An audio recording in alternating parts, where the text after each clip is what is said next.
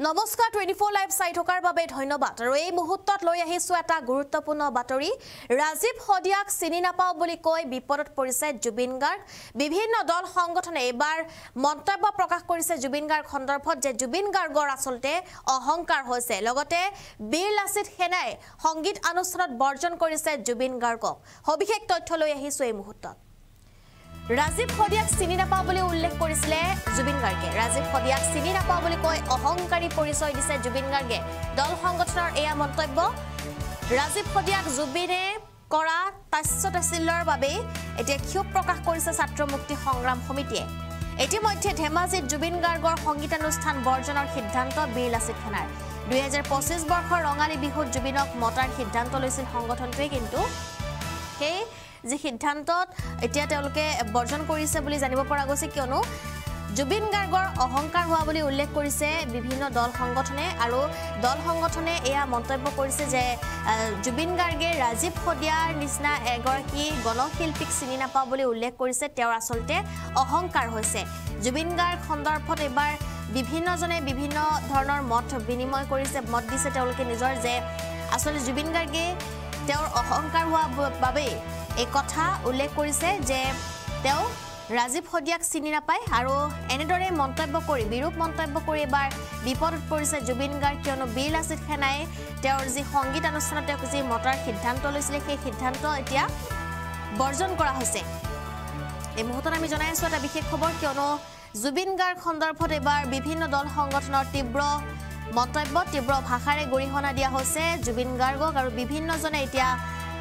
নিজৰ মন্তব্য প্ৰকাশ কৰিছে জুবিন গাৰ্গৰ এটা মন্তব্যক লৈ পুনৰ সৃষ্টি হৈছে বিতৰ্কৰ কণ্ঠশিল্পী ৰাজীৱ হদিয়া সন্দৰ্ভত জুবিন গাৰ্গৰ যি মন্তব্য আছিল সেই মন্তব্যক লৈ এতিয়া তুলপাৰ লাগিছে ৰাজ্যত ৰাজীৱ হদিয়াক চিনি নাপাও বুলি মন্তব্য কৰিছিলে জুবিন গাৰ্গে আৰু সেই মন্তব্যৰ পিছতে এতিয়া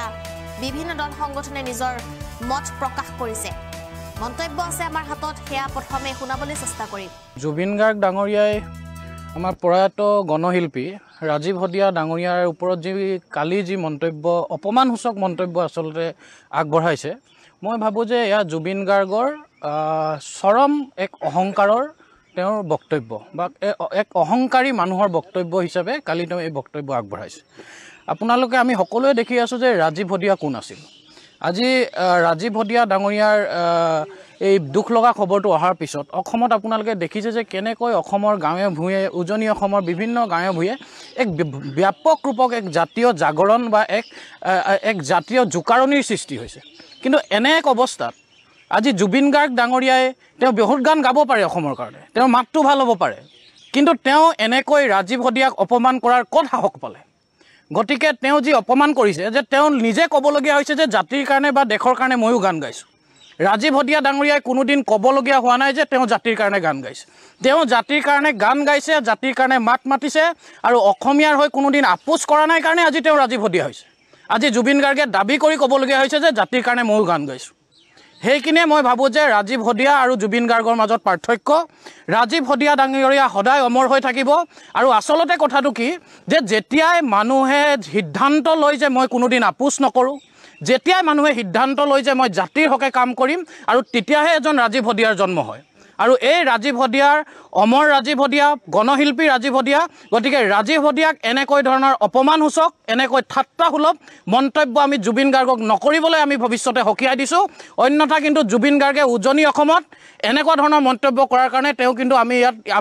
ইয়াৰ কাৰণে আমি তেওঁ তীব্ৰ প্ৰত্যাহ্বানৰ সন্মুখীন হ'ব জুবিন গাৰ্গ ডাঙৰীয়াই প্ৰয়াত